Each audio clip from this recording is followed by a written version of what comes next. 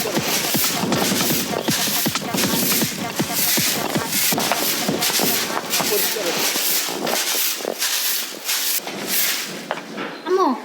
আমি একটু বান্ধবীর বাসায় যাচ্ছি।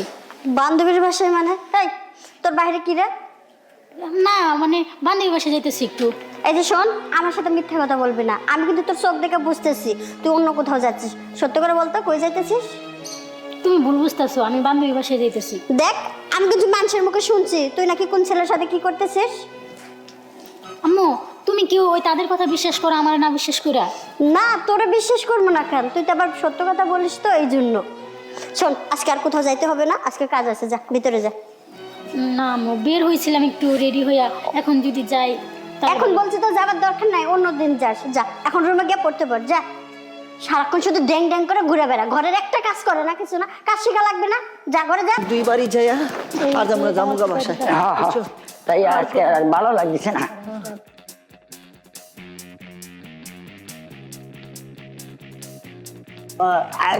এই বাড়িটা ভালো দেখা যাচ্ছে, এই বাড়িটা ভালো দেখা যাচ্ছে, এই বাড়িটা।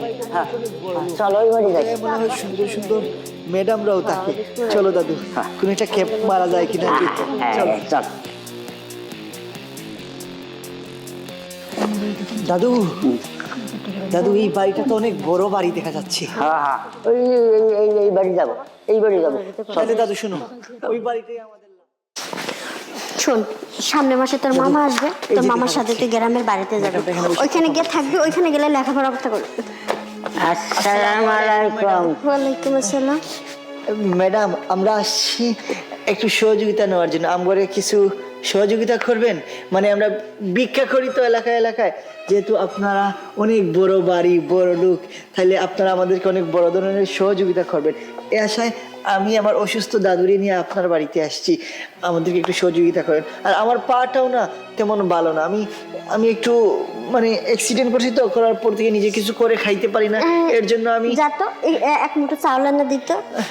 এক মুঠো চাউলেও হবে না তো ম্যাডাম, আপনারা এত বড় লোক, এত সুন্দর বাড়িঘর, আমার এক মুঠ চাউলে কিচ্ছু হবে না। আমি দাদুরে চিকিৎসা করাইতে হবে, আমারও চিকিৎসা করতে হবে। দেখেন, আমরা গরিব মানুষ, ওই এক মুঠ চালের বেশি আমরা কিছু দিতে পারবো না। আরে কি বলেন ম্যাডাম, আপনাদেরকে দেখে মনে হচ্ছে না আপনারা গরিব মানুষ। আর কি সুন্দর বাড়িঘর, এই বাড়িঘর দেখলে কেউ মনে করবে আপনারা গরিব মানুষ?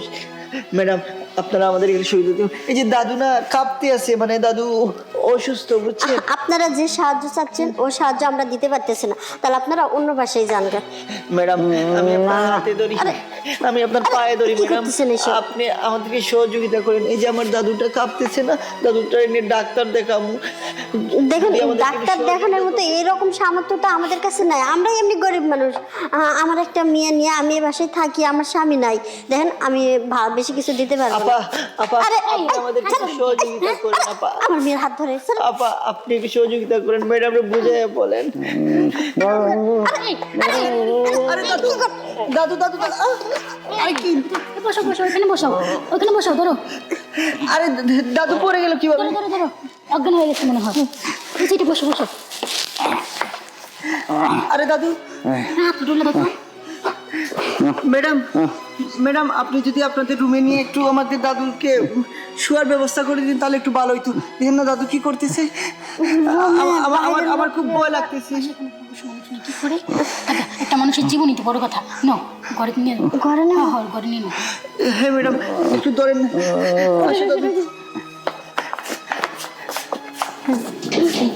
আচ্ছা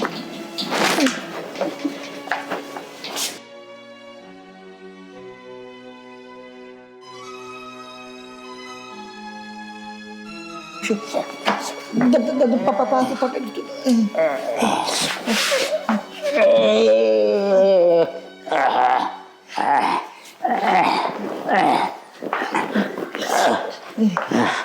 দাদু দাদু দাদু ঠিক হয়ে যাবে সব কিছু। ম্যাডাম একটু পানির ব্যবস্থা করেন, ওনার একটু পানি দিই তাহলে হয়তো। পানি আনতো। যান না আপা, নিয়ে আসেন একটু পানি, যান। দাদু এত অসুস্থ মানুষ বাইরে বের হয়েছে কি জন্য? ম্যাডাম কি করবো, গরিব মানুষ তো, মানে পেটের দায়ে বাইরেই, মানে সারা এলাকা গুইরা কিচ্ছু পাই নাই তেমন কিছু। আপনারা বড় লোক মনে করি আপনাদের বাড়িতে আসছিলাম একটু সাহায্যের জন্য। মানে কি করবো, আপনারা যদি আমাদেরকে সাহায্য না করেন তাহলে আমরা কই যাবো দেখি কোন। আর হঠাৎ করে দাদু অসুস্থ হয়ে পড়ছে, মানে এখন খুব ভয় লাগতেছে আমার। দাদু যদি কিছু হয়ে যায় তাহলে আপনি কোনো আমি কি চিন্তা করেন করবো? না, হ্যাঁ একটু রেস্ট নিলে ঠিক হয়ে যাবে। দাদু ঠিক হয়ে যাবে আস্তে আস্তে। বয়স্ক মানুষ বাসার বাইরে না বের হয়ে ভালো ছিল। কি করবো ম্যাডাম, পেটের দায়ে তো বাইরেই হয়। ওনাকে বাসায় রাখতেন, আপনি একা আসতেন।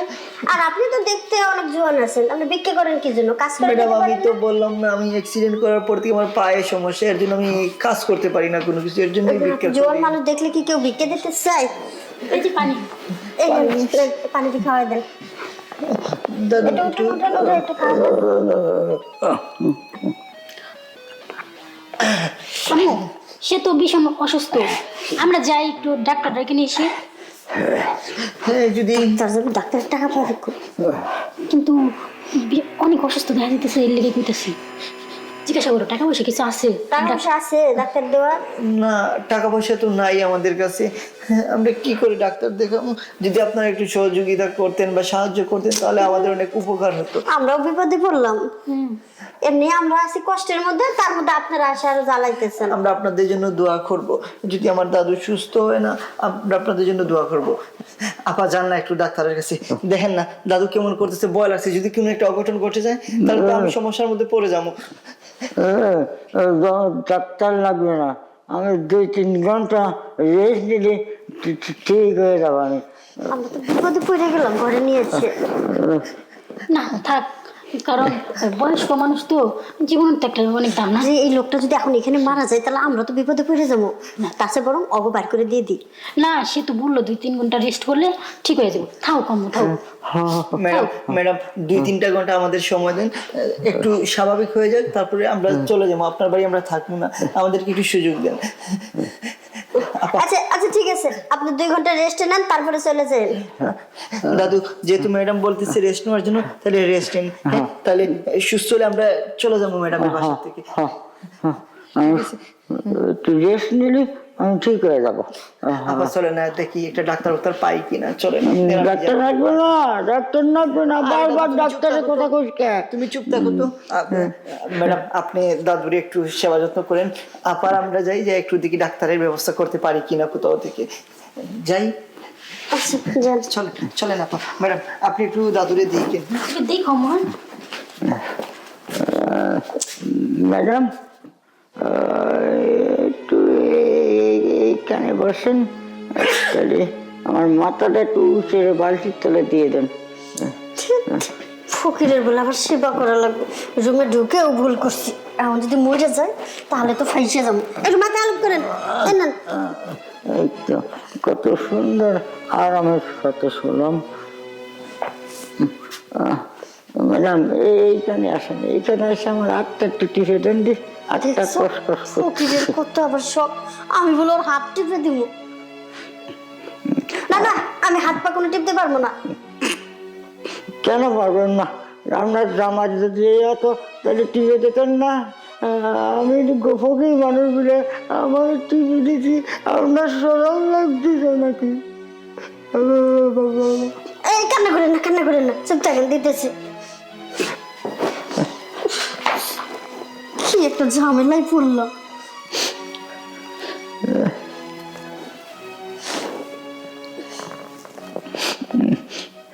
ম্যাডাম একটু সুস্থ সুস্থ লাগতেছে আমার। সুস্থ হলে তাহলে উঠেন, উঠে যান, কে বাসে চলে যান।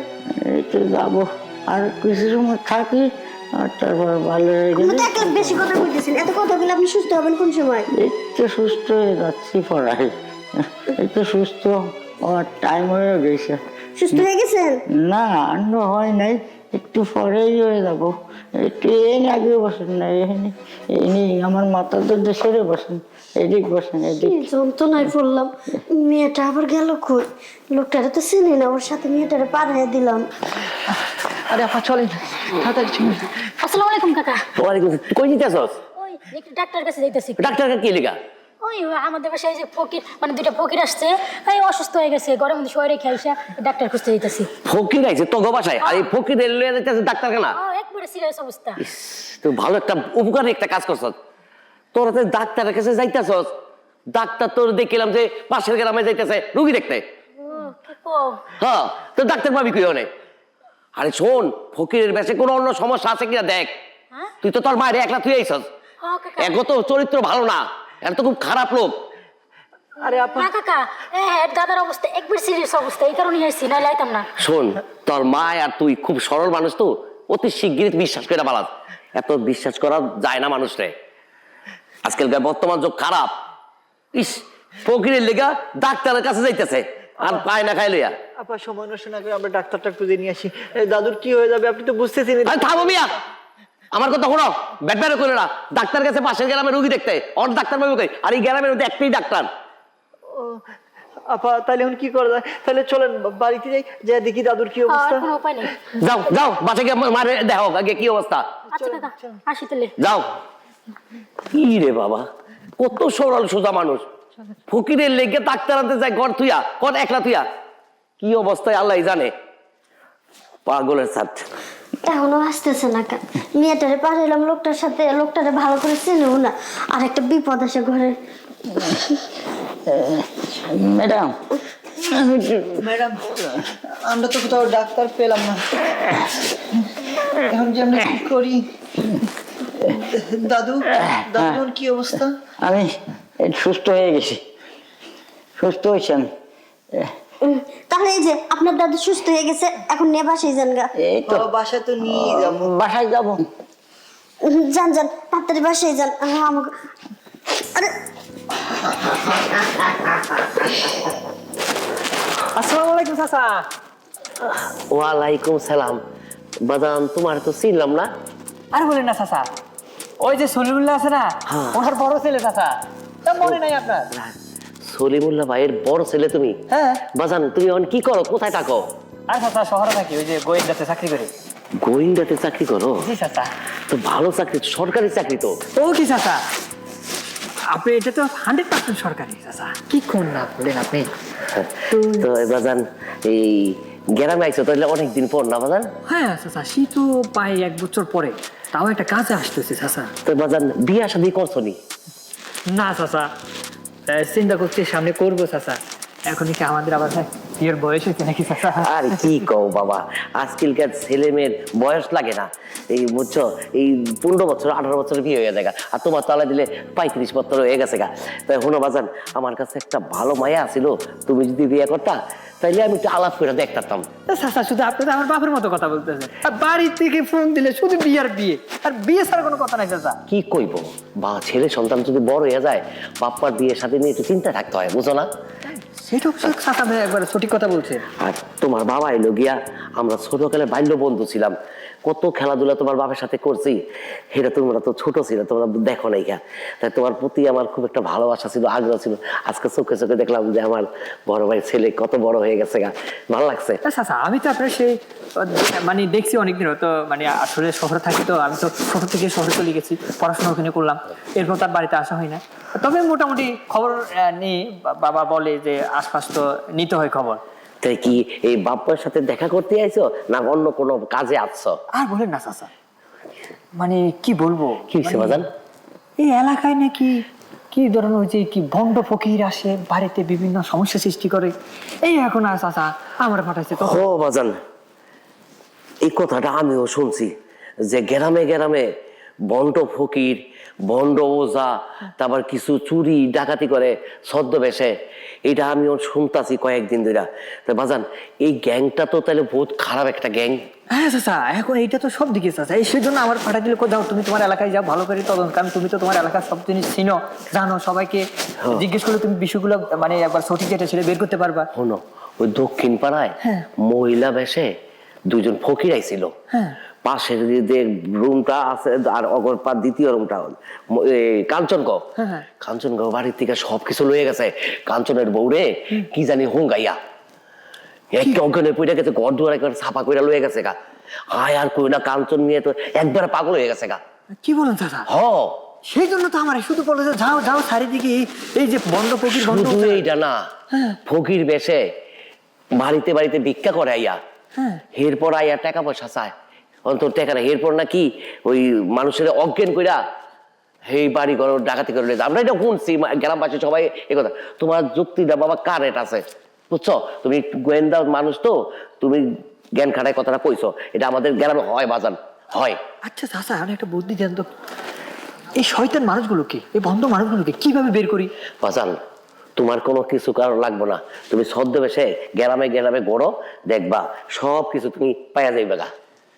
আচ্ছা চাচা, এমনিতে কি বা কেউ দেখেছে বা তাদের মানে যে ফেস বা দেখে বলতে পারবে বা এরকম কোনো তথ্য এই ধরনের? হ্যাঁ গো, এক রূপে ভিক্ষা করে, আরেক রূপে মানুষের ডাকাতি করে। অগর রূপটা চিনারা মুশকিল, অগর রূপ সবসময় দেখা যায় না, এর লিগে মানুষের একটা আতঙ্কর মধ্যে আছে। ভালো মানুষ ল্যাংরা লুলাইয়া ভিক্ষা করে, আবার ল্যাংরা সাজিয়া ভিক্ষা করে, এগুলি বাজান মানুষের প্রতারণা, চিটারি, বাটপারি পুরা গ্রামের মধ্যে আস্তে আস্তে ছড়াই যাইতেছে বাবা। কি করব চাচা বলেন, আমি তো একটা মহা বিপদে বললাম, আমারে পাঠালে এখানে বললো যে তুমি এটার তদন্ত শেষ করে আসবা, যেহেতু তোমার এলাকা। হ্যাঁ, এখন এই তদন্তের কারণে চাচা যার যার এলাকা তাদেরকে দিয়ে দিছে। আমি যা যে করছি আর যার কইছি তোমারে, এই জিনিসটা তোমার জ্ঞানে একটু খেয়াল করে রাখো, দেখবা ঠিক হয়ে যাবো। আর তুমি গোপনে এই খবরটা একটু লাগাই দেখো, তোমরা তো গোয়েন্দা মানুষ, খবরটা লাগাই দেখো, লাগাইলে তুমি ইনশাল্লাহ সাকসেস হইতে পারবা। এটা করতেছে মানুষই ভণ্ডামি করে, ভণ্ডামি কইরা ওর বহুরূপী সাজ্জা এই মানুষের ক্ষতি করতেছে বাবা। তবে চাচা, হ্যাঁ আপনি যেটা বলছেন যে সত্যি ঠিক কথা, আমাকে একদিন বলেছিল কিছু মানে বয়স্ক লোক নাকি ইদানিং বেশি এগুলো করছে। হ্যাঁ, 70 বছর, 60 বছর, 70 বছরের কিছু ভয়ঙ্কর বুড়া নামাজ রোজা জীবনও পড়ে নাই, এগুলি এই ভণ্ডামি শুরু করে যে এলাকার ভিতরে, গ্রামের ভিতরে, মহল্লায় মহল্লায়।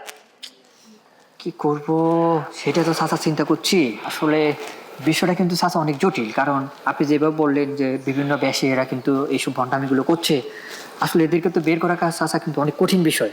এখন আমার কোনো কঠিন বিষয় না, তুমি যদি একলা না পারো আমার সাথে লয়ে দেবা এই ভণ্ডামি, আমি হাতে হাতে তোমাকে ধরাই দিন, তুমি ভয় পাইও না বাজান, আমি তোমার পাশে আছি। চাচা সঠিক কথা বলছো। আচ্ছা তাহলে চলেন চাচা, আমরা একটা বুদ্ধি পাকে কিভাবে এদেরকে ধরা যায়।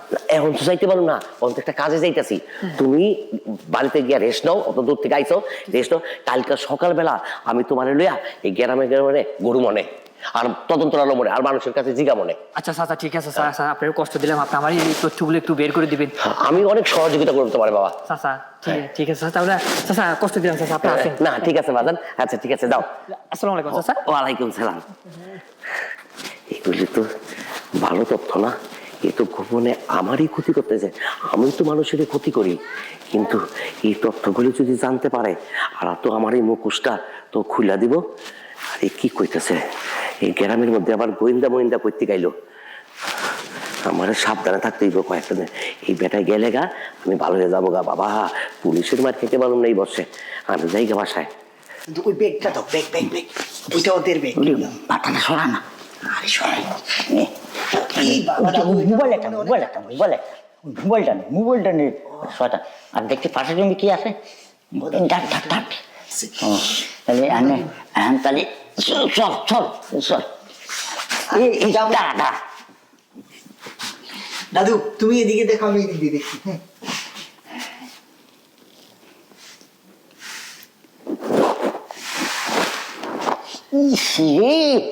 তুই তো যা যায় না।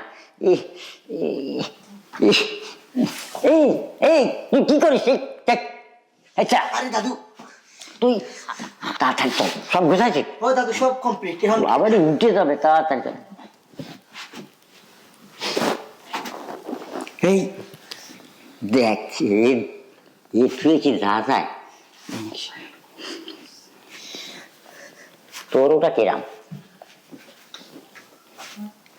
দাদু তুমি এটাতে আসো, আমি এটাতে যাই। ও মানে তুই সাত চলাটা থাকবে। দাদু তাহলে তুমি এটাতে আসো, আমি এটাতে যাই, হ্যাঁ। কারণ তোমার মতো শুকনা সে তোমার ওর সাথেই খাবে, আমার এর কাছে যাইতে হবে।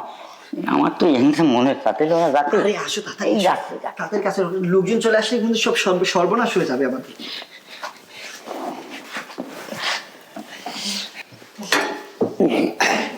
আরে দাদু, আরে দাদু আরে দাদু শেষ করো তার আরে রাখ, আমি বুড়ো মানুষ, আস্তে আস্তে করছি।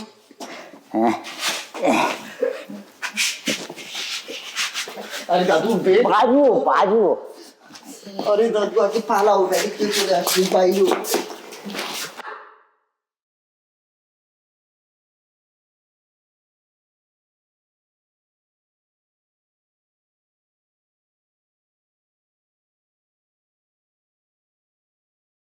আরে চলো দাদু।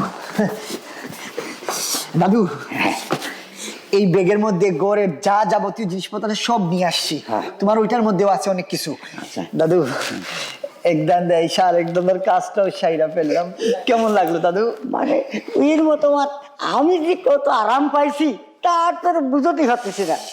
দাদু অনেকদিন পরে শরীরের জংটা ছুটলো দাদু। জং ছাড়া গেছে, খুব ভালো লাগছে দাদু। এখন জং ছাড়া গেছে, শিগগির চল। আবার যদি জাগে ওঠে তাহলে সর্বনাশ হয়ে যাবে। তাড়াতাড়ি চল। চলো যাই, পালাই পালাই দাদু।